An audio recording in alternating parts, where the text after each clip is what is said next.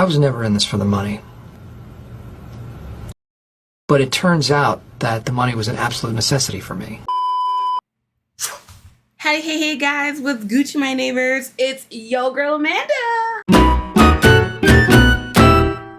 Here I am once again. How's it going? Hi, how are you? Sit down, take a break, put your feet up. You're in for a treat today. I'm telling you, this episode had me clutching my invisible pearls. My neck was squunched because there was just so much nonsense. I literally felt like I was getting whiplash because it was just like, there was just so much happening. I couldn't figure out like where to look, what to do, what to say. I'm so excited for today's video. Let's just dive in. You know, there's no time to waste. I got my snacks.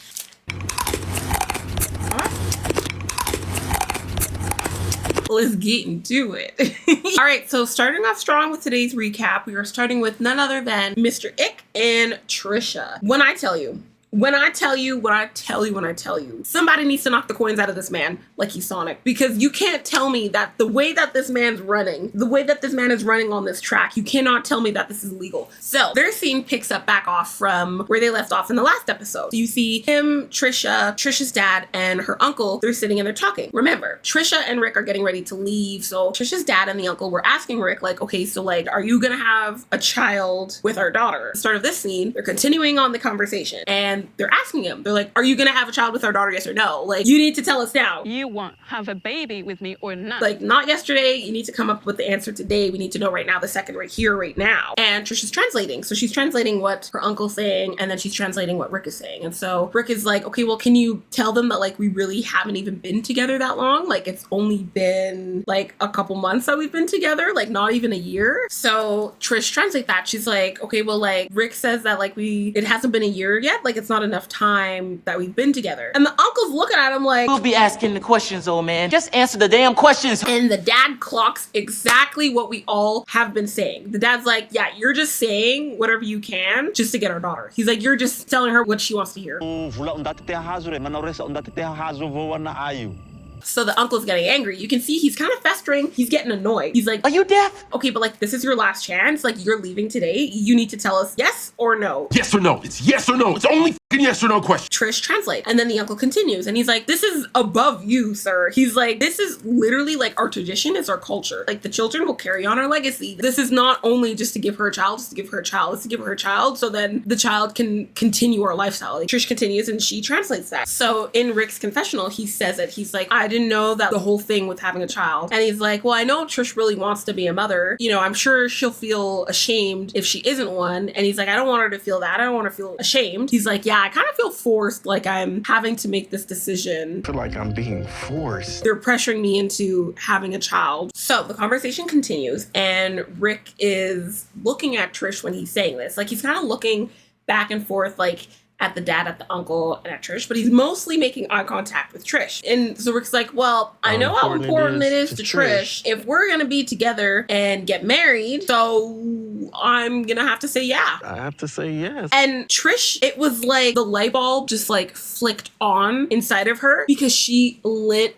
up. Homegirl was an LED bulb. She is glowing. So Trish asks the question and she's like, okay, so like, you're saying yes now? Like, what made you change your mind all of a sudden? Because you've been saying no this whole time. So what prompted you to switch out and say yes now? So Rick was like, well, you know, like, I didn't really fully understand all of this before. And then Trish's dad and her uncle is like, wait, did he say yes? He said yes. He said yes. And Trish is like, yeah, he said yes. And they're excited. They're woo! They're praising. So Trish has a little confessional and she's like, yeah, I was super shocked that he changed his mind all of a sudden. She's like, but I will say though, like, you know, I think my dad and my uncle kind of played a part in persuading him to say yeah, but at least he said yeah. So continuing on with the scene, Trisha's dad and her uncle is like, okay, so like when is this? Like, when is she gonna have a baby? Like, when is this gonna start? So then Rick's like, okay, well, you know, like, it takes about like 8 months to a year for the visa process. And then once she's approved and we get married, then we can start, you know, process of building our family. So yeah, that's a sideways answer because it's like, he's not really giving them a definitive answer. Like, if he says, okay, yeah, like it might take 8 months to a year, that's an estimate, that's a guess. We don't actually know how long it would actually take for her to get her visa. For all we know, it could take 2, 3, 4, 5, 6, 12, 15, 38 years. We don't know that. So for him to be like, oh yeah, 8 months to a year, that's hopeful. And I also want to point out, it just feels, again, like at this point in time, he's just giving them the answers that he knows that they want to hear, not the answers that are actual meaningful. I truly believe that what Rick is saying, he's not genuine in the slightest bit whatsoever. So Trisha's dad and uncle, they also make the statement too. And they're like, okay, but like, don't make her wait long to have a baby. Like, don't make her wait like a year or 2 years or 10 years. Like, give her a baby as soon as possible. ASAP. Trish is starting to translate. And she's like, they're saying like, what if it takes like 20 years? Or like, what if it takes like how long for me to get a visa? Like, they don't want me to wait, and I don't want to wait that long to have a baby. And Rick wants to cut her off like he should have done with his ex, and he's like, by the end of August, then I will propose. Trisha's like, ah! He wants to marry me. She's like, wait a minute, you're gonna propose to me in 3 months? Like, we're gonna get engaged in 3 months? No. And Rick, mark these words, memorize them. Rick's response is like, If everything goes in the direction that it's been going in the last few days, then yes. I was like, Fascinating, isn't it? Just sits there waiting, mocking us with its clownery. the fact that he could say that with a smile, it's the psychopath behavior for me. So Trish translates that to her dad and her uncle, and they're like, yeah! Oh, that's wonderful. We're so excited. They're like, you know what? We accept that. We truly do. And we accept you. And I was like, Big mistake. Big.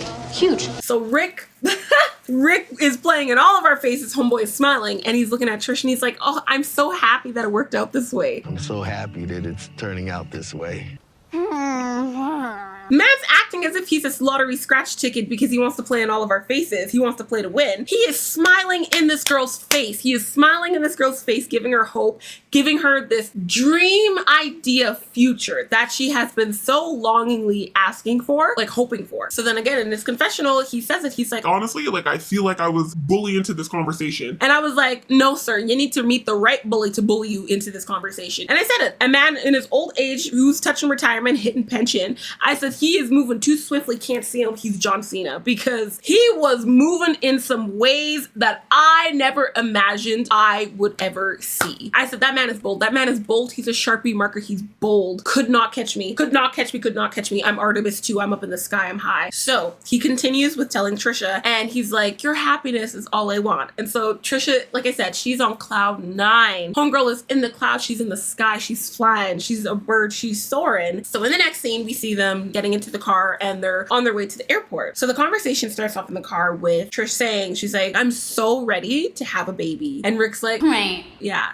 And then she continues, and she's like, but what if like you change your mind though? What if you change your mind? ×2, mark the second point. Homeboy was like, well, as long as we're, still moving in the right direction, then I'm all on board. Then we get to Rick's confessional, and he's like, I still have a couple doubts, lingering at like the back of my mind as to whether or not I'm financially able to have another child. He's like, I'm hoping that like by the time that time comes that like I'll be in a better financial position. And he's like, I'm hoping by that point. I'm banking on it.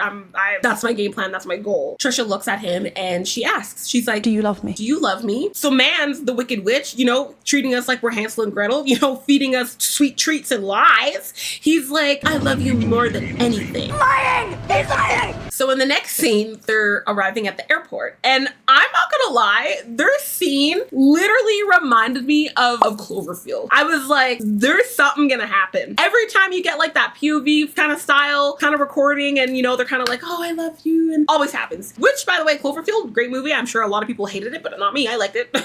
That was my jam. Again, so you see Trisha recording herself and Rick, and they're like, yeah, our flight's delayed, and like that sucks. She continues, and she's like, like we're gonna spend a couple days together before, he has to leave. And when she says that, you can see like the camera kind of zoom in on her face, and she actually looks visually sad. Like she looks sad that Rick's leaving. And I'm like, wow, you should be celebrating. It should be a party every day. Debbie Ryan, she told you.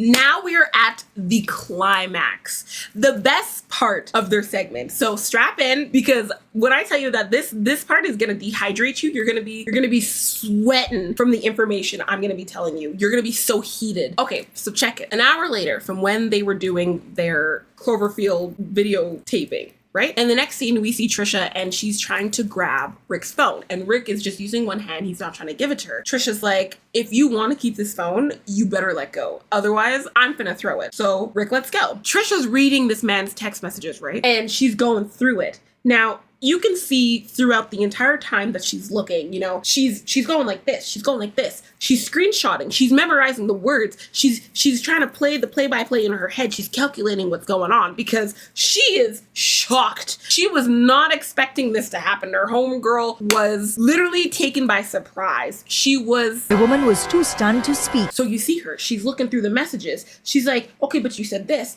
but all the while you're saying this, and she's going through it, she's marking his words, she's trying to come up with the strategy. She doesn't know what she wants to say. So Rick says in his confessional, he says, Trish was sitting there and, you know, she kept asking me if I love her. Do I love her? Do I love her? And he's like, I kept saying, yeah, of course I love you. Of course I love you. And then he says that she replied and she was like, do you know why I'm asking? And he's like, well, no. And then he's like, well, then I realized that she was looking at my phone. So then she says, give me your phone. And then he was like, oh, but then I realized that like she must have saw what was happening on my phone. We find out. We find out homeboy is texting his ex.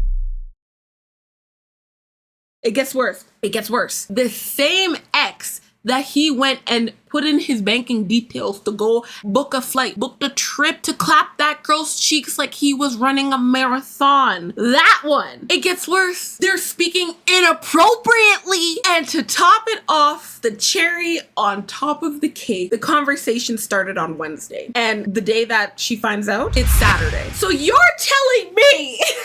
telling me, right? Again, just to make sure that like I'm on the right page and you're on the right page. Did he not tell her family that like he loves her and that he's gonna marry her? Yeah. Remember when homeboy was like, he's like, if things are going the way that it has been going these past couple of days, then we'll be fine. But these past couple of days, you were having inappropriate conversations with your ex. So, and remember, homeboy wanted to chastise her, Trish, and he was accusing her of cheating. He was accusing her of being with her ex, and he was like, well, I don't want you to bring him up anymore. Don't bring him up anymore. But it's perfectly okay for him to do it. You can't make this stuff up. You can't write this. This is comedy gold because that's crazy. Man was smiling ear to ear like a Cheshire cat. He was grinning in her face. So the conversation continues. You see Trish, she's reading the messages and she's responding back to him. She's like, you're telling this girl that the best times of your life have been with her. She's like, then what am I? Like, what have I been to you then? So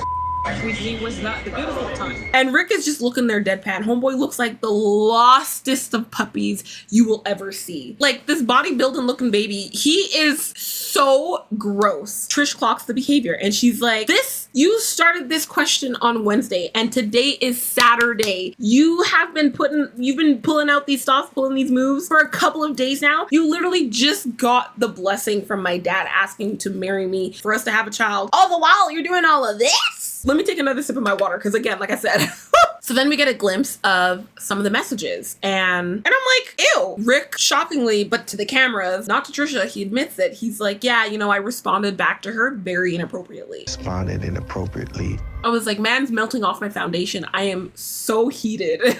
So you see Trisha give him back his phone and she gets up and she goes to the bathroom and Rick's like, oh, let me follow her there. So you see him go to the bathroom and I thought that was totally creepy. Homeboy is knocking on the door, but not really knocking. He's like, bam, bam, bam, like with his fist. I was like, sir, what are you doing? Cause like who knocks on a door like that? So we can hear it. We can hear Trisha crying. We can hear her crying through the door. And Rick's like, please, please, please.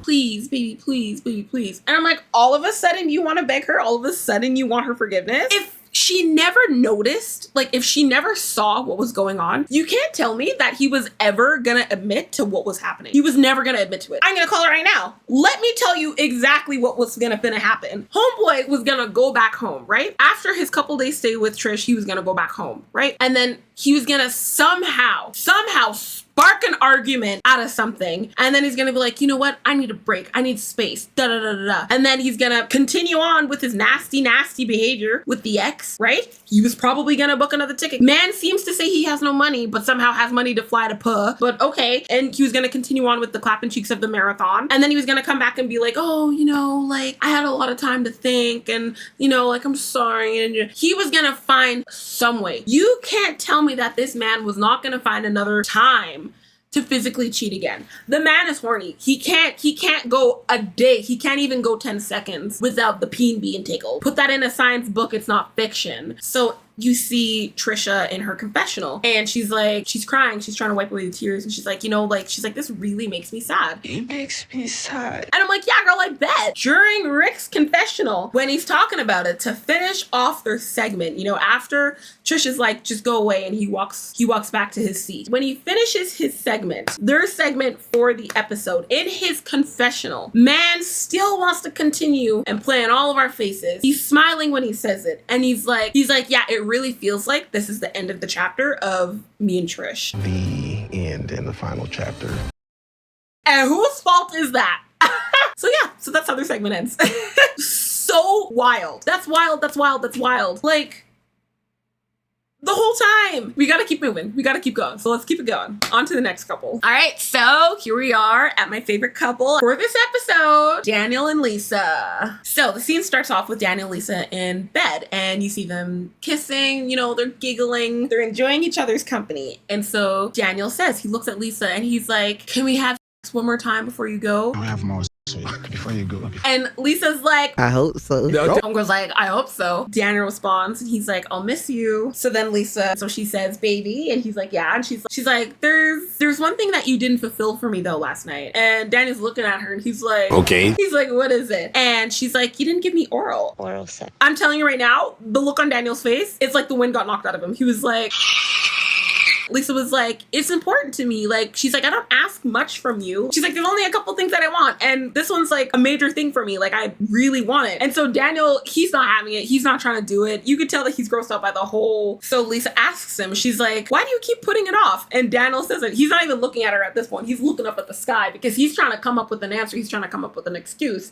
And he's like, yeah, no, I know you like it because you keep asking for it. Like, you keep telling me you want it. No, you like it. And you've been hammering on that. In Daniel's confessional, he's like, yeah, I have no clue how to do it. He's like, I've never done it before. I don't know how to do it. He's like, I don't know. I just don't think this is like great for me. I don't want to do it. He's like, yeah, her past partners have all been doing it to her. And now all of a sudden she wants me to do it to her too. He's like, I can't operate that kind of way. He's like, I have a deal. I have my So then he kind of stutters. He's like, yeah, you know, like I give her what I want, what I have. I give her what I have. And homeboy thought he was a chef. He's sizzling, he's cooking. He's like, you know what? When we get married, then, you know, then I'll do it for you. So in order for her to get the bare minimum, there has to be an event for it. So Lisa asks, Pinky promise. You promise? And Daniel's like, yeah, I promise. And she's like, well, you better keep your promise. She's like, because like I've done so much. Because I've done so much. And I'm like, yes, girl, yes, you have. You truly have. You've done more than enough. You've done above and beyond. And he's done the bare minimum. While Daniel's lying on his pillow, he's just like, oh no. Oh, for gosh sakes. And then he kind of like lean over. He's like, yeah, I promise. And then he gives her like a little bit of a choke. And I was like, what was that about? And I see Daniel. I see the game that Daniel's playing. Like, you know, homeboy's trying to act like he's best friends with the Muffin Man because he's trying to act all sweet. Because he comes up with the, you know, with the statement of being like, oh, I wish we could stay one more week together. And Lisa's like, yeah, I wish we could too. And I'm like, sir, you know, there's no way that you are truly sad that she's leaving. I mean, he's probably sad that she's leaving with his visa. The physicality of her leaving, he doesn't really care.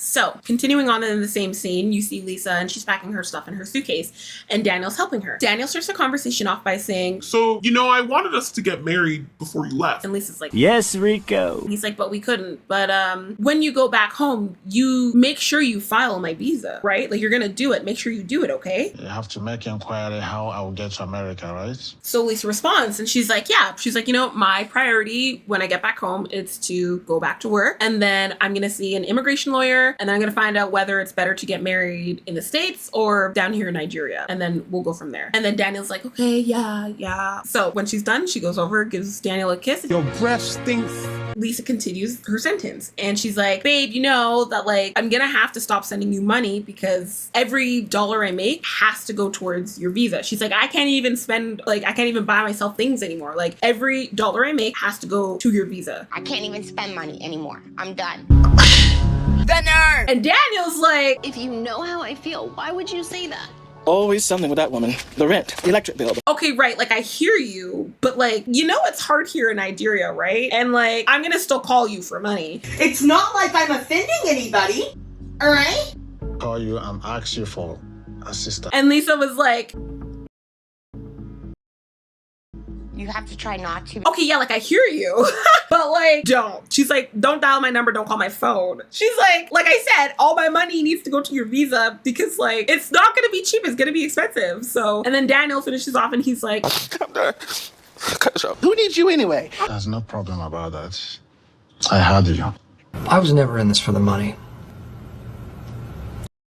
But it turns out that the money was an absolute necessity for me. like Daniel looks upset. Of course he looks upset. Of course he's upset. Because the fact that this man is so focused on the process of his visa, that is solely the whole reason why he proposed to Lisa at the airport. He did it because he was hoping that they would get married before she left, and then she would have to file his visa so then he can go to the States. Like he'd be like, you have no reason not to because we're legally married. You see what I'm saying? So he knows what he's doing. He's not slick. I caught it. So then Daniel was like, confessional. He's like, yeah, you know, like she says she can't give me any money anymore. Like that's fine. It's fine. But like, I'm not only with her for the money. I should be grateful for her considering that she's the one spending all the money for me to get my visa. Like she should get a round of applause for that. She's like, I should be grateful. He's like, what other woman would do that for somebody who would do that for me? He's like, I'm not doing this for the money. I'm doing it because I love her. So Daniel puts on this shirt that Lisa brought for him and it says, I love my wife, so please stay away from me. So in the next scene, we see Daniel and Lisa loading up the car. Now they are on their way to the airport. So to finish off the scene before they get to the airport, Daniel finishes off his confessional and he's like,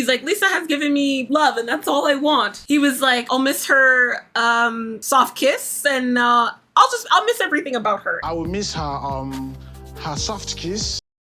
I will miss everything about her. You couldn't have come up with anything. He should have come up with something better than, oh, her soft kiss. Because you can't tell me this man likes her lips. He does not. The deflection this man has been curving with her lips, you can't tell me that he likes kissing her now. He doesn't. All right, so fast forward now, they're in the car. So Daniel and Lisa are in the car and Lisa starts to cry and she's like, oh my goodness, like when I first arrived here, this is where we got engaged. Last time we were here, I got engaged. They get to the airport and Lisa has her confessional and she's like, yeah, never in a million years did I imagine that like all this stuff would have happened. She's like, I never thought I would buy a goat. I never thought I would get engaged. Like, she's like, a lot has happened on this trip. And I'm like, girl, you're telling me. I was like, girl, you've been through it. So fast forward, they arrive at the airport and they're getting out of the vehicle. So Daniel starts off, right? Him and Lisa are hugging and Lisa is crying and she's like, no, I don't want to go. No. Oh, I don't want to go. And Daniel's trying to form the tears. He's starting it. The motors are starting to go. He looks at Lisa and he's like, oh, I can't wait to be with you. And then Lisa's like, oh no, don't worry. Like it will happen soon. Like when you get sad, look at my picture. And I swear that must have been like the most detrimental thing that man has ever heard because immediately that's all it needed to push him over the edge because he starts to cry. When you get sad, look at my picture. I'm telling you, when Daniel started crying, he's committed to the bit because the vein is popping out of the forehead. He's trying to push. He's straining. I see it. So then you see Lisa go and she's trying to kiss him. She's leaning up and homeboy, like I said, he does not care about her kisses because he curves that real quick. He turns the head. And so she kind of tries to play it off and she just kind of goes into his like a neck fold. Fight. And then, like I said, homeboy had us in the first half, but not me. I caught it. He starts to cry and then he, does a little bit of a at the camera, and then he starts to cry even more. Ladies and gentlemen, we got him. And I was like, you can't do that. Don't look at the camera and start to cry because then it just loses all credibility. So again, homeboy's crying. Lisa's like, don't worry, baby. Like, we'll be together really soon. Like, it's gonna be all right. And again, when Daniel is, you know, coming up from the hug, what does he do? Looks at the camera. This is truly a scene from the movies because Lisa's wiping his tears and she's like, bye, baby. And then Daniel has his confessional and he's like, yeah, I feel like I'll never see her again. And then we all know what he's gonna say. He's like, because like, what if she goes to America and then she doesn't want to bring me to the States anymore? And she might change her mind on most of the promises, like bringing me to her country. And I'm like, you see, there it is. That's why he's sad. He's not sad because he thinks that she'll change her mind about being with him. It's the fact that she would change her mind about bringing him to the States. That's what all of this is. Daniel's like, but I'm hoping she'll still do it, that she'll keep her promise. But like, we're not legally married, but I'm still hoping that she'll do it. He's like, so that's why it's really hard for me to say goodbye. And I'm like, I know.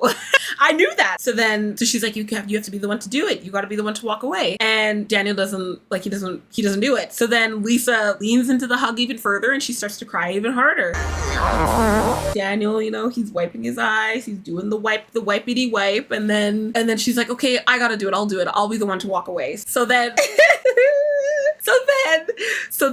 you know, she's like, okay, fine, like, I'll be the one to go, I'll go. So she breaks the hug. And then you see her trying to like reach up to give Daniel a kiss. And I saw it. Homeboy kind of like didn't want to kiss her, but he's like, I have to, I gotta commit. And he's like, so he kind of gives her a kiss back, but he was not wanting to. He didn't want to do it. So he does it. And then you see Lisa, you know, step back and then she walks away.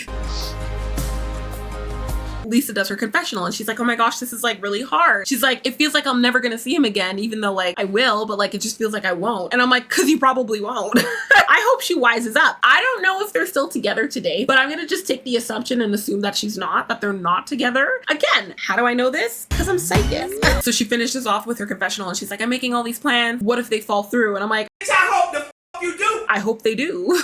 Not to put that bad energy on your guys' relationship, but like for your sake, I hope they do. So you see Lisa walking away and then she like stops and turns around like she's in a movie and she's like, bye. Bye-bye. And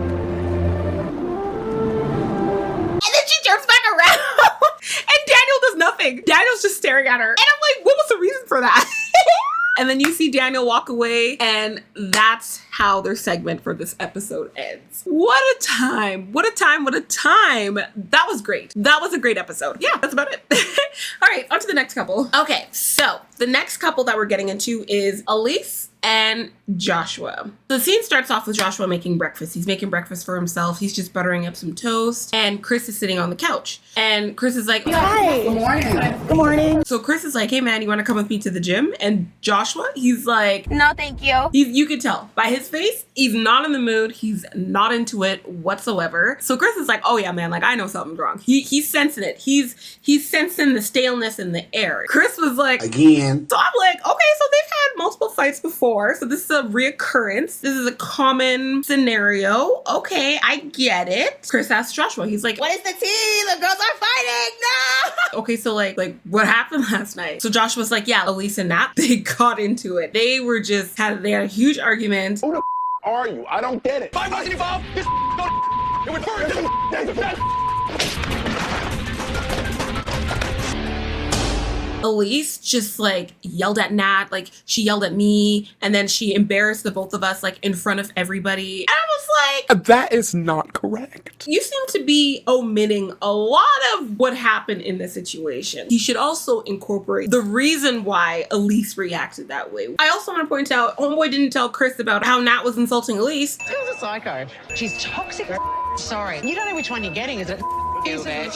Yeah. Good luck. So you're just gonna admit that? You're gonna omit that information too? Yes! Okay, I see what team you're playing on, sir. I got you, okay. Chris starts laughing, and Chris was like, boy, ain't no way, boy. That's crazy. That's wild. Joshua continues, and he's like, yeah, Elise got up. She asked the whole bar, and she was like, hey, everybody, how does it feel knowing that your boyfriend is financially supported by another woman? And Chris just keeps laughing. This is the juiciest story he's heard first thing in the morning. He is ready. That woke him up. It's his personal coffee. Chris has his confessional and he's like, yeah, that was me. I'm not gonna be here. He's like, yeah, that would be GG's for me. That's a wrap. He's like, ain't no way I could continue being with somebody after they did that to me. Don't call me. Don't come by my house. We're done. And then he finishes his confessional by being like, okay, so like Joshua is either A, a better person than me, or B, he must really like Elise if he's still considering being with her, because means he's either a stronger man than me or he really likes her. And I was like, but you should pick option C. This girl is delusional. Maybe he has an ulterior motive. That's why he still wants to be with her. It's not a matter of him wanting to be with her because he loves her, because he wants to care for her. I think it's because he has an ulterior motive, and you can't convince me that that's not true. I said what I said. Joshua continues, and he's like, I couldn't sleep last night. Like, I don't feel so good. I'm just so angry. I'm just so angry about it. And in my head, I'm like, he's making it seem like what Elise did was 10 times worse than what he did. And remember, what he did was lie and hide the fact that he was living with Nat. So then all of a sudden you see Elise walk out. And I'm like, okay, so these people were just talking about her in earshot mode? Like, what? That was diabolical. Y'all were literally talking about this woman literally while she was a couple steps away. I'm sure she heard the two of them talking about the situation, and that's what prompted her to walk out. These two guys, they couldn't have gone into the stairwell or downstairs into the lobby. They couldn't have gone anywhere else to have this conversation. They just had to do it in front of her face. That's so disrespectful. That's crazy. That's some shady work right there. You see Elise walk out, and Elise is like, How y'all doing? and then you see Chris, and Chris is just like, as red as like those red dodgeballs that you used to play in elementary school. He was like beaming. So yeah, so Elise is like, I just am embarrassed. I should not have acted that way. Acted that way, like I'm so embarrassed about my own actions. and then she's kind of just like looking at Chris and like Joshua, and it's just like that weird awkward silence for a second.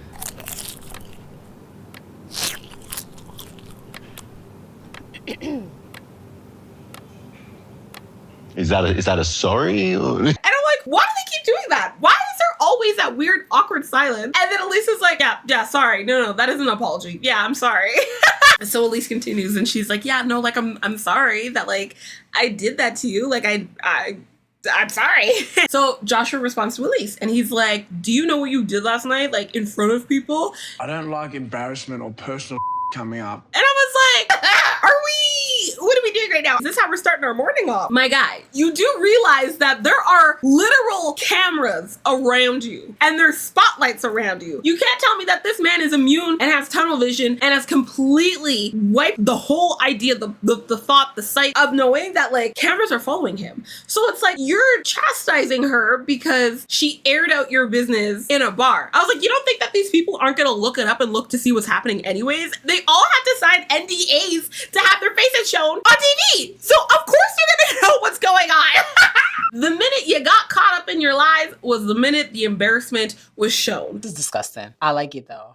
I want to watch it again. So Elise continues, and she's like, no, I'm sorry. She's like, yeah, I know I acted like a fool. I know I embarrassed you. I know like I made you feel some type of way. She's like, I'm sorry. Like, But I said sorry. I don't know what else to say. And I'm like, girl, what else are you supposed to say? Like, now, was her reaction not appropriate? Yeah. She never should have done that. But did they bring her to it? Yep. So Elise elaborates more on what she's saying. She's like, yeah, no, I never should have told everybody, you know, your business. I never should have embarrassed you. She's like, I never should have acted that way in the bar. But, you know, the reason why I did it was because I'm just so triggered at the fact that you lied to me and that you The fact that like I didn't know you lived with her. are living with Nat. Like, I can't get over that. She's like, I don't know where we stand. Like, I don't know, like, what's next, like, what we're gonna do. Joshua, man who wants to stand in front of the bathroom mirror at 3 a.m. with the lights off, wants to play them games. He's like, I don't give a Keisha. yeah, that never should have happened. Like, That's gonna be a common occurrence. that. And I was like, okay, so just completely disregard everything Elise just said. Just put a patch over her feelings because clearly you don't care. He does not care. He does not care. You can't tell me that's a man who cares, because if he cared, he wouldn't be working with the words that he just spewed out right now. And poor Elise, she's just like, I'm sorry. I'm sorry. Like, I keep saying I'm sorry, I'm sorry. So then Elise's response was like, Are we still gonna go to the zoo? okay, but like, are we still gonna go to the zoo? She's like, well, like, I just need to know. Like, I just need to know if you're still gonna take me. Like, she's like, I'd understand it, like, if you don't want to take me anymore, like, I would get it. Like, I get it, but like, are we still gonna go? I mean, hey man, who am I to talk? That's my priorities too. Like, if I was promised to go on an excursion and then we have an argument, I'm still expecting to go on that excursion. I paid the money, I'm ready to go. Joshua, he was like, no, whatever. And I was like, let me tell you something. The way that Joshua was carrying himself throughout this entire conversation, you can't tell me that he would have carried himself the same way if the conversation was just between him and Elise. He's acting some type of way because Chris is in the room. If Chris wasn't in the room, he would not be fronting the way that he's standing. You see what I'm saying? You're a phony. So then Josh was like, okay, well, go get ready. And Elise is like, okay, well, can I have a hug? And Josh was like, Ew, get off of me. Ugh, as if. The attitude on this man. Yeah, you can come here and give me a hug. This attitude from this man, his lips are too loose, his tongue is flapping. Because you cannot tell me that if some person was talking to you the same way that Josh was talking to you. Oh, you want to get up? You want to get... In Elise's confessional, she's like, yeah, no, I really think like I embarrassed Josh. She's like, now, on one hand, like, was my delivery probably not the best? She's like, absolutely, it was terrible. But my point still stands, and I still stand by what I say. So, in the next scene, we see Joshua and Elise at the zoo. The first place they go to is the koala exhibit. So they go and they look at this really cute koala. Afterwards, after they leave the koala exhibit, they go and they're walking down like this path area. And you see Elise grabbing Joshua's arm. And she's, you know, trying to like hold his hand, like she's trying to be affectionate. Josh, he's just giving her nothing. Stonewalling, complete blocked out, nothing. Touching me. She's touching me. I'm not touching you. You're touching me. Not touching. Touching me. They ask you how you are, you just have to say that you're fine. Elise picks up on it and she's like, yeah, it's so weird, like you not touching me or kissing me or like trying to do anything with me. And Josh was just like, IDGAF. I don't give a fuck. Period. And so she continues and she's like, I just want to know like if it's always gonna be like this or like where do we stand? We? So then they stop off at like this kind of clearing, like this path, whatever, on the side. So Joshua starts off the conversation and he's like, I told you that I'm falling madly for you and how much you mean to me. And then you go off and you embarrass me. Like that's like the most humiliating thing that's like ever happened to me. And Elise is like, Oh, shit. Here we go again. well, I told you, I'm sorry. Like, you know what? I'll own it. She's like, yeah, I take full responsibility for my actions, for what I said, how I reacted. She's like, I never should have done that. And I was like, She is the moment. yes, girl, good for you. You are an adult because here you are clocking your own behavior and you're owning up to it. So Elise finishes off her sentence and she's like, yeah, you'll never see that Elise again. Again, that will never happen. I'm truly sorry. He's like, okay, but like all I'm trying to do is get you and Nat to like each other. You are my girl, and Nat is my friend. She's a friend. You are my girl. The lie detector determined that was a lie. So Joshua continues and he's like, you embarrassed her, you embarrassed me, like, and you're supposed to be the one? Okay, but you lied to her and you're supposed to be the one? Joshua finishes his sentence by being like, well, I don't know if I could be with somebody like that. I don't know if I can be with someone after that. Your mouth is moving a lot like a rat.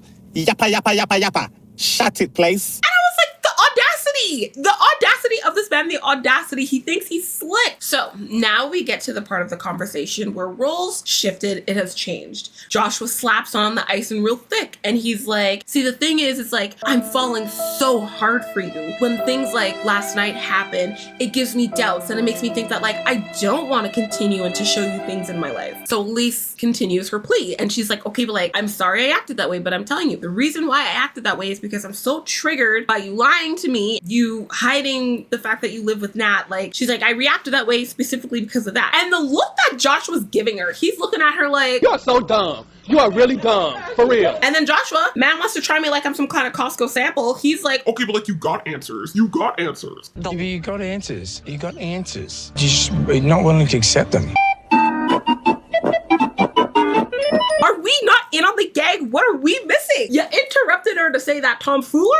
Just because you give her an answer does not make it correct. It does not fix the problem. Because if that was the case, a lot of us would be a lot farther ahead in life than where we are today. Even her face, she was just like, she was shocked. She was taken aback. She was gasped. And I was like, girl, yeah, see me too. Where did he come up with that? Elise takes the high road and she's like, child. Anyway, so. you know what? I'm so sorry that I made you feel that way. She's like, you know what? I completely understand why you're hurt. I understand why you're upset. She's like, it won't ever happen again. Like I said, it was a one-off thing. And then Elise is like, okay, well, like, are you gonna give me another chance? And then Joshua just kind of like nods his head. He's like, Don't ask questions you aren't prepared to handle the answer to. and then Elise is like, you don't really sound confident with that answer. And then Joshua's like, well, we'll see how, Convincing you are. So then in the next scene, we just see Elise and Joshua, like they're having fun and she's feeding some giraffe. And then at the end of their scene, you see them holding hands and walking away. Which I also want to points out, girl, you brought a dress with you on this trip? Because the entire time, homegirl was wearing them 2 pieces. Now, no shade to her 2 pieces. Like I said, if I had a body like that. But Elise's outfit, she looked really good. So, in the next scene, we see Elise and Joshua, and it looks like they're heading out the door, and they have all their suitcases there. And so, Elise asks Joshua, and she's like, okay, we have everything, you think? Okay, like, do we have everything? And Joshua's like, yeah, I think we're good to go. And Elise is like, yay, just a trip, just us. And then in the next scene, you see them driving in the car. So they're in the car, and they're traveling to this place called Blue Mountain. Joshua starts off with his confessional, and he's like, Elise realized that she was in the wrong, and she has to make it up to me. So she set up this getaway for the 2 of us to go to this place. Like, I've always wanted to go there. He's like, it's just a fun little getaway for a couple days. And, you know, it's like a different side of Sydney. He's like, there's not beaches, like there's like things to climb, like things to do, like hiking trails. And so they arrive at their getaway place, and it's like this really nice, this really big house, and there's a hot tub. Elise says it. She's like, oh my gosh, like there's so many rooms that we can clap cheeks in. And for some reason, those words was like a match because it sparked the connection between them. And all of a sudden, Joshua was like, Yeah, boy. Big house. We can have sex in a lot of rooms. Yes, we can. Get over here! so they walk in through the front door, and Elise is like, look baby, look what I got us. And Joshua was like, oh, whoa. And she's like, oh yeah, a lot of space for us to do a lot of activities. So many aerobics in here. So many activities. And I was like, no. Okay, so for this next scene, the scene starts off with her in the kitchen, and she's making a salad. Joshua is trying to open something with his teeth, and Elise sees that, so she mirrors the same energy. So she picks up the salad dressing packet, and she's using her teeth to open it. And in my head, I was like, I know this is not gonna end well. The way that she was gripping that package with her teeth, I was like, ma'am. All of a sudden, when she tears it open, the salad dressing sprays all over her. Now, I'm not gonna lie, when I first saw that, I was like, my mind went straight into the gutter. Bowling ball, strike me out, because that looks a little suspicious, you know? And then Elise says it too. She's like, this is not the white stuff that I thought was gonna be in my mouth. This is not the white stuff I thought was gonna be in my mouth.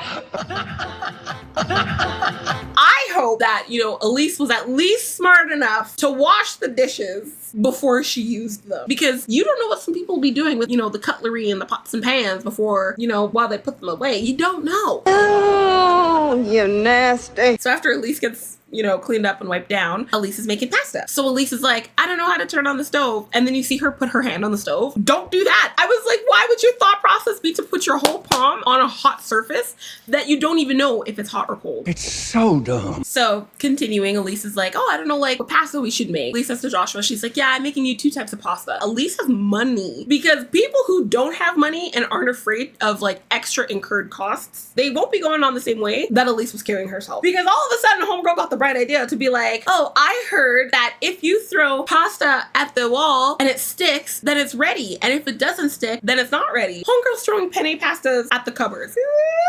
She's not afraid to pay. She's not afraid to pay. That's a woman with money. And the cameraman coming in with the clutch, he comes in and he zooms in on the pasta on the floor. And I was like, she does not care. Like I said, that's a woman with money. Okay, so the next you see Elise getting ready to pour the pasta into the sauce. So she starts to pour it and she's like, oh no. She's like, I forgot to drain the water. I think I just ruined the sauce. In the same scene, you see Elise and Joshua, they're making pasta. And Joshua starts his confessional. And he's like, yeah, Elise being in the kitchen as a cook, not a strong suit. She can't do it.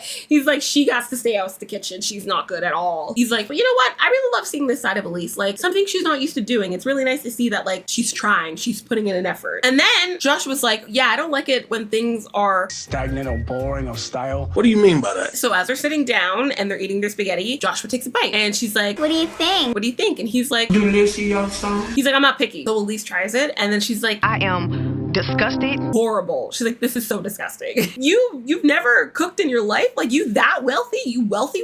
Where like you never had to prepare food for yourself? So then if you're that rich, then why are you with a man like that? So in the next scene, you see Joshua and Elise and they're in the hot tub. They're drinking some champagne, and then Elise starts the conversation and she's like, so have I made it up to you? Am I doing a good job so far? Joshua's like, yeah, boy. So Elise continues and she's like, okay, but like, have I made it up enough to you to where like you'll let me further into your life? Like, like more into your world? And Josh was like, That's a good question. I don't know. so Elise continues and she's like, well, you know, like I traveled all this way and like, yeah, I've only met like a couple of your friends, but like, am I ever gonna meet your son? And so Josh wrote to her, he's like, he's quite a distance away, so it's not really easy for you to just meet him face to face. He's like, you know, I would love it for you and my son to be together and I could be there. Like we all could just be like this big happy family all together. But like, you know, in Joshua's confessional, he's like, it's nice, it's endearing that like Elise is taking an interest in wanting to meet my son. He's like, but like, you know, because of all the fights we've been having, I've had my doubts about whether I'll introduce him or not. you know, he's like, I have my doubts about, you know, wanting to introduce her. He's like, I just want to be confident that like this relationship's gonna work before I introduce him to her. All right, so we've gotten to the point of the conversation where Joshua, you know, I'm not gonna lie, I'm gonna call it now. When he's talking to Elise, he's like, oh, this whole situation is just weighing on me so heavily. And Elise is like, huh? What? Like what's happening? And he's like, well, you know, like my son moved away and I really miss him because we were so close, you know, and I really like you, but like, I don't know what's happening. Like he's giving her excuses, like not excuses. He's trying to frame himself as if like, you know, he's like, I want you to cuddle and nurture me because, you know, I'm feeling some type of way. That's the energy he was giving. And so Elise picks up on it. And so all of a sudden, homegirl's giving him the pep talk and she's like, I would be shocked if you didn't feel like this compassion, like you didn't feel this kind of way. It means you're a good dad and it means you care. Josh was like, yeah. Yeah. So Elise keeps going. She keeps pushing that stroller. And she's like, well, I want to help. I want to help put you back together. She's like, I want to be that rock. I want to be there for you. So Joshua responds with a sniffle and he's like, how are you gonna do that? Oh my God. Joshua. Elise, you know, she's continuing the nurturing role in this conversation. She's like, being there for you, helping any way that I can. But like, I can't do that if you just don't let me in, like in your life. Like you don't let me into your personal life. And then Joshua's kind of just like quiet. She's like, well, regardless, I'm still gonna be there for you. And then Josh ends the conversation with a single word by saying, and they hug. And that's how the segment for this episode ends. Yeah, I don't know what it is. I don't know what it is about those two. Something's not right. I don't know what it is, but there's something. But I don't know. Anyways, moving on. Let's get to the next couple. Okay, so the next couple we're talking about is BIRKAN and Laura. So their scene starts off with BIRKAN sitting on a bench and Laura comes to meet him and she's like, hey, boo. Hey, how's it going? And BIRKAN's like, oh, I'm good. And then she sits down and she's like, so how did it go? How did it go with your hangout session with Michael? And BIRKAN's like, yeah, you know what? I really like that guy. And she was like, I told you so. I've been saying that. I knew it. She's like, I knew you would get along with him. That's what I've been saying. And he's like, yeah, but like, I don't like you anymore. We're not so good. And then Laura's like, wait, what? So BIRKAN's like, well, Michael told me that you're the one who made a move on him, not the other way around. And so Laura's like, what? Like she's shocked. Homegirl looks like she was flashbanged. So BIRKAN continues and he's like, yeah, you know, like I truly thought that there was going to be this one person, Michael, who would come between us and ruin our relationship. And he's like, turns out who I thought it wasn't who it actually was. Turns out it's you. Like I said, Laura is like, she looks like she just got neutralized by the neutralizer from Agent J from Men in Black. So Laura's like, well, I didn't say anything. She's like, there's literally nothing to tell about it. And BIRKAN's like, you made me think that like he was the one who likes you, but really that's not it. And Laura, she was like, I didn't make you think that. She's like, sir, you thought that all on your own. You thought that all on your own. And BIRKAN, he was like, But you did not avoid it. and I was like, I know that's right. like Laura made no effort in diverting, in setting the narrative straight that Michael would be a problem. Like she knew what she was doing. She knew what she was saying. So Laura, you know, she's kind of panicking. You could see it on her face. And she was like, well, like it happened like almost a year ago. She's like, I didn't think I would have to tell you every little thing that happens. And BIRKAN's like, that's a little thing. That's not a little thing. And she's like, but it is. And he was like, It is not a little thing. okay, but like it's not. So Laura explains, she's like, it is a little thing. She's like, all it was that we're on the couch, he got a little drunk and I tried to kiss him and that was it. That's all that happened. And I was like, so why didn't you tell him that from the start then? She had plenty of opportunities to tell BIRKAN that like Michael's not interested because she's already tried. You know what I'm saying? Like she could have said that, she should have said that, but she didn't. She hid it, which makes it the problem. So Laura says in her confessional, she's like, okay, so like one night, like almost a year into the friendship, she was like, her and Michael were hanging out on the couch and, you know, they were drinking. So they had like a little bit of a buzz. And she said herself, she's like, we were lying on top of each other. Laying on top of each other on my... Oh my god, what is that? And I was like, why y'all were planking like this makes no sense to me, but okay, girl, keep going. And she's like, and then I leaned in and kissed him and he stopped it right there. Full stop, no send. He was like, yeah, no, thank you. And she's like, and that was it. She's like, he never brought it up. I never brought it up. We just kept going like it never happened. And then I was like, wait a minute. I feel this is like a weird Mandela effect or something. Cause I could have sworn that she said that she had a crush on Michael and it just was a bad timing and that he had a crush on her, but the timing was off. So they never could have made it happen. I could have sworn, I thought that I saw that in one of the episodes. I should have done my research beforehand and looked to make sure that's true because I thought that was true. You know what? If anybody else is with me and they think that they heard that or saw that somewhere, let me know because I could have sworn that was a thing. I swear that's what they said. They both said it. I think they both said that they did like each other, but like the timing was off at the times that they liked each other. So like it just never worked. So yeah, I could be wrong, but if you have also heard it too, then let your girl know down below because I feel like I'm going insane. But anyways, let's keep it pushing. So continuing on, Laura in her confessional, she's like, I never told BIRKAN because I knew that he would never let me live it down. She's like, he would be so upset about it. He would never be okay with Michael and me staying friends. And I was like, okay, so there you go. You purposely chose to hide it. You purposely chose not to tell him about it. If you know something's wrong and then you get caught playing hide and seek, don't try to play and switch a narrative as being like, well, I didn't think it was a big deal. You did think it was a big deal because then you knew exactly not to say it. Don't play with me. I am not the one. So BIRKAN continues when he's talking to her. He's like, you kissed him. That means you have feelings for him. And she's like, yeah, I kissed him, but no, I don't have feelings for him. And he's like, okay, but like you did. And she's like, at the time, but like not anymore. BIRKAN's like, for all I know, you wanted something and you couldn't get it. But like, who's to say you're not gonna try again for a second time? She's got a point. Like I said, Laura, her mouth is open. She is shocked. So BIRKAN continues to say, he's like, you're still friends with them. Like you kept this man in your life and you still kept this a secret. Like you don't see the problem with that? Yep. Which I'm like, you know what? Yeah, I do see the problem with that. Imagine if the situation was reversed and it was BIRKAN who had a friend that was acting the way that Laura and Michael were. You can't tell me that Laura would not feel and act some type of way about it. So Laura interjects and she's like, I'm telling you, nothing happened. Nothing happened. And BIRKAN's like, yeah, that's not the point. He's like, you're telling me nothing happened. Okay, good, whatever, good for you. That's not the point. The point is that you still hid it from me. That's what I said. So then Laura's like, okay, then like, what do you want me to say then? And BIRKAN's like, I don't know. You could start with saying, Sorry, I was a little drunk and made out with Michael and didn't tell you. that was hard. Nope. He's like, you just didn't want to say it. And Laura is shocked. She's too stunned to speak. She doesn't know what to say. And BIRKAN continues. He keeps going with the attack. And he's like, I tried to change my country. I tried to make plans for us. And you know what? Now I'm kind of thinking that I don't want to do it anymore. So finally, Laura musters up some words and she's kind of figured out the only thing that she can say. And she's like, It's ridiculous. I hope the world can see now what's really going on out here because it's getting ridiculous. So in Laura's confessional, you know, she's trying to justify the situation. She's like, yeah, I'm surprised by BIRKAN's reaction. I don't think that it's that big of a deal. She's like, considering, you know, like he's held secrets from me. And I'm like, okay, girl, but like, not that. He didn't hide that. He didn't hide the fact that the friend that you consistently hang out with, you had feelings for, you try to make a move with. He didn't hide that. So BIRKAN continues and he's like, yeah, you're missing all the points. She's like, nothing happened. And BIRKAN's like, Shut up! And when I tell you, Laura was like, ¿A quién estás diciendo shut up tú? ¿A mí me estás diciendo shut up? Don't tell me to shut up. She was like, no. She's like, don't you tell me to shut up. So BIRKAN is like, oop. In his head, you can see he's kind of calculating. He's like, oh man, I may have pushed this a little too far. But he's like, I'm committed to the bit. I gotta keep going. So he tries to continue his statement. So he's like, and Laura's like, no. No. She shuts it down. So then BIRKAN's like, just admit that you're wrong. And then he waits like a 0.1 second. And then he's like, or don't say anything at all. Just admit it, you're wrong. Or just don't talk. Dang, give her a chance to speak. So then Laura was like, maybe when you grow up a little bit, you'll learn to communicate better. BIRKAN wannabe Wilt Chamberlain. Homeboy is throwing them rebounds. He's got it. He was like, You wanted a young husband. Deal with it.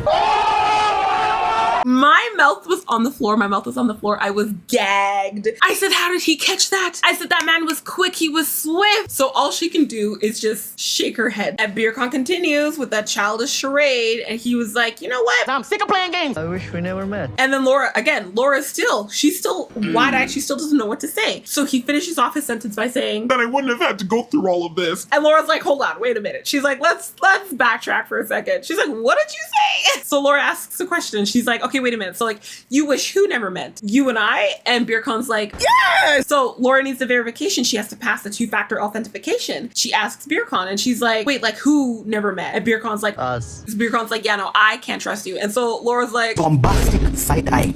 she's like, you know, that's fine. That's fine. You want to know what? No, I am gonna leave. And I'm like, you should have been done that from how long ago? Why are you there?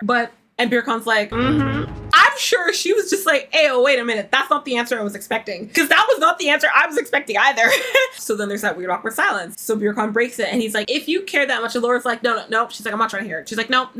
It's the conversation's done. She's like, no, you crossed the line. Like, if you are going to tell me that you wish we never met, then like this conversation's over. And then you see her get up and then she walks away. And then BIRKAN watches her leave and then that's it. So in the next scene, you see her pulling up to whose place? Michael's. And you see her knock, right on the door. FBI, open up! Michael opens and he was like, the phone call sounded really concerning. And she's like, yeah, it truly did. And then you see her enter his room. Laura sits on the bed and Michael sits on the chair across from her. Michael's like, well, how did your talk go with BIRKAN? And in a sarcastic way, she's like, oh yeah, it went good. And I partly blame you. So Michael says, okay, Laura's face, literally, it looks like homegirl blue screen. I don't know. She doesn't know what to say. She's still processing everything that's happened, so she's just like kind of frozen in place. So Michael kind of breaks the silence the same way how she does. He's like, I don't know. And she's like, you don't? Michael's like, yeah, I can tell you my point of view and what I said, but other than that, like I can't tell you what he's like his point of view. So Laura's like, okay, so curious. She's like, how did the conversation come up about me coming on to you? She's like, that never should have been brought up. There's no reason that should have been brought up. There's no way that should have been brought up. Like, how did that happen? Michael was like, when we were hanging out, BIRKAN just kept pushing. He was very adamant that I was the one trying to pursue you. Laura was like, okay, but like, I mean, you did fly halfway across the world to like my rescue. So like, he's not the only one who would assume that. So then I was like, okay, Bella, I'm not understanding how this girl's gonna try to flip the narrative off of herself. Cause I was like, how all of a sudden you're gonna change it and make it his fault? So Michael responds and he's like, yeah, there's a lot of layers to that. Not gonna get into it. He's like, I'm telling you right now, Not something I want to happen. Anyhow. I don't want you. And so in Laura's confessional, she's like, yeah, there's no way that Michael doesn't have feelings for me. I don't believe Michael. Are you delusional? Because she's stuck in her fairy book head. Like I said, homegirl wants to be Bella. She thinks that he's Jacob and Edward. So Michael continues and he's like, you've just been saying these negative things about him. I just wanted to see up close firsthand the good things about him. There must be a reason why you want to be with him. And then I was like, okay, but like you're also missing the part that like TLC also wanted you to go. So Laura's like, well, I don't even know what to do now at this point. Michael's like, you just have to be the bigger person. And then Laura's like, well, I don't know how to do that because he literally just told me he wishes we never met. So like, Michael's like, just talk to him. So Laura's like, okay, then I will go now and see if I can fix that. And then Michael's like, okay, bye. They both stand up and they both hug. And she's like, I'll let you know how it goes. And he's like, looking forward to it. And then she leaves. So in their final scene for the episode, you see Laura sitting on the couch and she calls BIRKAN. It rings for a little bit and it's almost as if like he's not gonna answer, but then he does. So he picks up the phone and he's like, yeah. And she's like, how are you? And he's like, oh yeah, I'm good. How are you? He's like, I'm good. Do you have time to talk? And BIRKAN's like, yeah, no thanks. Man legit was like, Not today. Laura was just as shocked as I was. And she was like, hey, yo, wait a minute. She's like, can you repeat that? Did you just say no? And he was like, yeah. And she was like, okay, but like, I still have to come back to like the apartment. Like, what am I supposed to do? BIRKAN's like, no, I'm sorry. Like, just give me that space. I want to point out too, like listening to the phone call. At first when I said it, I thought that he was sleeping, but then you hear like weird background noises. So I'm like, no, he's not home. Okay. That doesn't sound like the TV. It doesn't sound like a radio. Like he's out somewhere. He's doing something, whether he's gambling or doing nonsense, but that man is not home. Laura is shocked. She doesn't really know what to say. So the only thing that she can say is, okay, then I guess I will get a room somewhere. And I'm like, girl, didn't you pay for that rental? So BIRKAN replies, finishes off his sentence. And he's like, yeah, no, I just think that we need time. Like we both just need space. And Laura's just like, okay, like she's shocked. Homegirl does not know what to say. She was not expecting this to happen. Laura's like, okay. And BIRKAN's like, okay, bye. And then she's like, yep. And then she hangs up the phone. And that's the end of their segment for this episode. Yeah. All right. 2 more couples. Let's keep it moving. Okay. So I'm gonna speed run. I'm so sorry, you guys, because a lot happened, but not really. I can give you a 2-minute cliff note. It's not like you're missing a whole lot, so we got this. So basically what happens with Forrest and SHENNA, like in the beginning, you know, that you see them getting like this banana leaf wrap treatment, and they're talking. Basically, they're just saying like how they're gonna break the news to Molly, Forrest's mom, about Forrest living in the Philippines, staying in the Philippines. So fast forward, the restaurant, they're meeting Forrest's mom, Molly, and Forrest's stepdad, Dev. Before they arrive, you know, Molly's telling Dev like, yeah, Forrest texted me, you know, telling me that like he went and saw an immigration lawyer. So like, she's like, I don't know what's happening. I don't know what he's planning on doing. You see them arriving to the restaurant. They see each other. They're like, oh, hey. And she's like, we gotta talk. We have a lot we gotta talk about. Well, I think we need to have a talk. And Forrest is like, yeah. So they go in the restaurant, and, you know, at first everything is fine. You know, they're cool, they're chill, and there's no hostility whatsoever going on. And so Molly asks the question to SHENNA, and she's like, how does this work? Do we order? And SHENNA's like, no, like they bring the dishes to you. Like it's a set meal. And then you see them eating. And so Molly asks questions, you know, like she's introducing herself onto the ice rink. And she's like, oh, so like, how was your guys' trip? And Forrest is like, yeah, it was really good. Like we connected in more ways than one. Molly's looking, like she's looking at SHENNA, she's looking at Forrest, and she's like, She's like, did y'all clap cheek? You had, didn't you? And you should just see the look on SHENNA's face. SHENNA's like, oh my gosh. She's like, that's inappropriate. And I'm like, that is inappropriate, but okay, let's keep it moving. Forrest is like, yeah, you know what? I'll just say it. He's like, yeah, we slept together. He's like, I enjoyed myself. I had a great time. So much fun. It's a crime. And then Molly makes a comment, and she's like, oh, I'm so happy that, you know, he finally lost his cranberries. You know, they nookie, nookie, nookie, bang, bang, bang. Nookie, nookie, nookie. Bang, bang, bang, bang. And I was like, that's so gross. Anyways, so like I said, Molly's on that ice rink. She's skating, and you know, she's taking her time before she starts to do her routine. She starts to pull out all the moves. She looks at SHENNA, and she starts to ask questions. And she's like, so SHENNA, We have to leave you. you know, SHENNA, you know, we're leaving. And she's looking at Forrest and like back and forth, but usually she's talking directly to Forrest. And she's like, oh, SHENNA, you know, like we're leaving pretty quick here. So like, did Forrest make any plans on like how you're gonna get to America? And I'm like, ma'am, you really are gonna play in this woman's face, fully knowing that Forrest texted you prior, telling her that he went and saw an immigration lawyer. She said it herself that she said it outside. The fact that homegirl's trying to skate, she's playing hockey, trying to body chuck like she didn't know the answer to the question, fully knowing that there isn't because Forrest already told her that there wasn't. What is she doing? And so Forrest, he answers the question, and he's like, well, you know, mom, like tired of being alone. Like I want to be with my better half. So I've decided I'm gonna stay here in the Philippines. And Molly, she's upset. The look on her face, the look on that woman's face. Homegirl was like, the child. And so she was like, Forrest.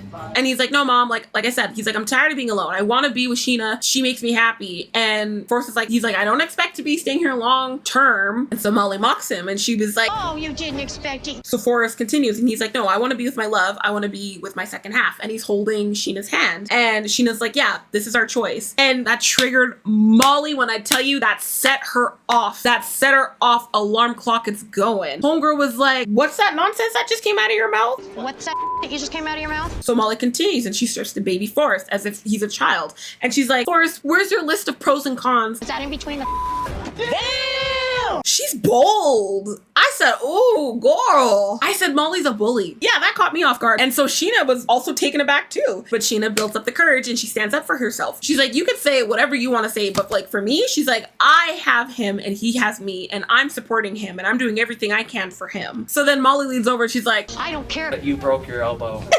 I'm kidding. No, she was like, I don't care if you're here for my son. So Molly leans over, and, you know, she's talking to SHENNA now. Like, she's trying to get up in her face, but there's a distance, there's a path. But anyways, so she was like, SHENNA's still talking. And she's like, no. She's like, I'm doing the best for your son. I'm doing all that I can. I'm the one who's supporting him. So SHENNA finishes off the sentence by being like, no, I want you to trust your son. It's like, tick, tick, tick. Each notch is setting Molly off. She's like, with the table.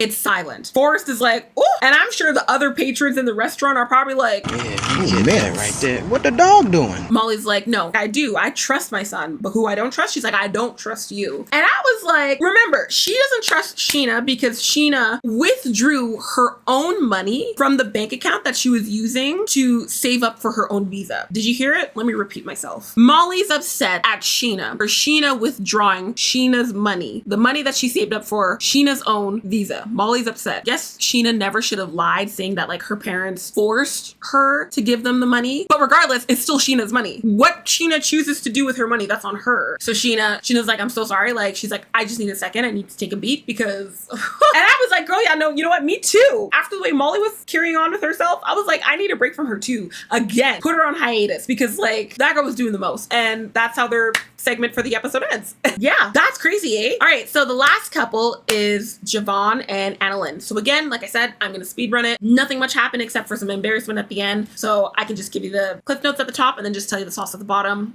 We got this. Basically, you see ANNALYN and JOVON, they're at the theme park, they're having a fun time. They're on the roller coaster, they're in the bumper car. She's getting knocked, he's doing the knock-in.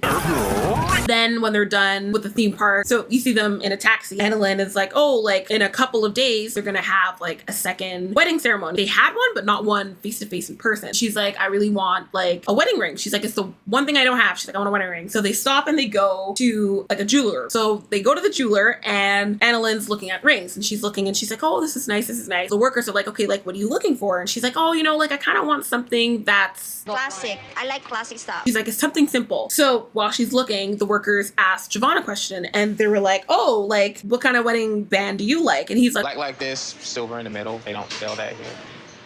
He's trying to like look like he's cool. He's not. So ANNALYN finds one that she really likes and she's like, oh, I really like this one. How much is it? 15,510 pesos. So in USD, that turned out to be $268. And the whole time she's looking at rings, JOVON's face is just like, arms are crossed. He's not in it. He doesn't want to be there. And he even makes a comment too. He's like, I bought myself a non-expensive ring. And I like it a lot. And to finish off his confessional, he's like, I really don't want to spend money on something I don't need or want. And I was like, no comment. So ANNALYN asks, she's like, okay, so like, are we gonna buy this? Okay, today. And JOVON looks at her like, You got fucking money. He was like, no. And she was like, but like, she's like, what do you mean? Then he like hesitates and then he like kind of switches up and he's like, you know what, we'll come back. Cause like, you know, I gotta figure out my finances and like all my stuff, you know? So like, we'll come back. And you can just see like the look on like the two worker ladies. Like you can see their faces and they're just like, this cheap man, like this guy's a dud. And you can just see the light behind ANNALYN's eyes just diminish. She's trying not to show that she's hurt. She's trying not to show that she's humiliated. So she's just like, okay. I'm like, why would you bring her there in the first place then? If you had no intention of buying a ring for her, then why bring her there in the first place? You know what I'm saying? And ANNALYN asks the same question too. She's like, why would you bring me here fully knowing that you're not gonna buy me a ring? And man thought he was Neo. He was dodging the words like they were bullets. He was like, oh, you know, I just wanted you to get an idea of what you wanted. And I was like, sir, y'all have been married for what, like years? You don't think that she doesn't know what she wants already? Like, she clear as day said, this is the style that I want. This is the ring that I would like. And then for you to come back at her and be like, oh, it's just for you to get an idea. An idea for what? The idea for divorce? Like, I don't understand how he thought that what he said was good. Poor ANNALYN, man, that's wild. And so fast forward, you know, to the ending of their scene, you know, like they walk out of the jewelry store and they're standing outside and ANNALYN's like, she's like, that was so embarrassing. And she's smiling because she's trying to like play it off. Like she doesn't want people to know that she's upset, that she's hurt. So she's, you know, smiling while she's saying it. But on the inside, we all know that she's wounded. And she's like, yeah, that was so humiliating. Like that was embarrassing. Like, I can't believe you just did that. And JOVON gives no caring whatsoever. He does not care. He's just like, okay, and that's how their segment ends for this episode. What a ride. See, I told you, it was so juicy. Like this episode was so juicy. It was a prime, fresh, grade A steak because the amount of words and actions, movements, everything that these people were doing, I couldn't keep up. Like I said, I got whiplash. These people gave me some solid whiplash. My neck is sore. I got to go to sleep to cool off because that's crazy.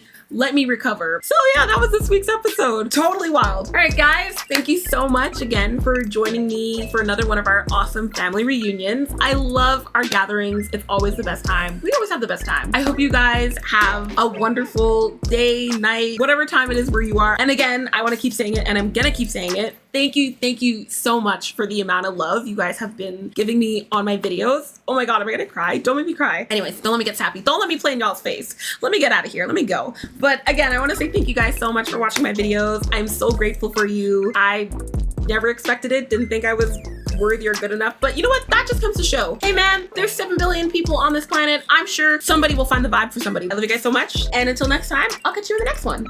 Chip chop.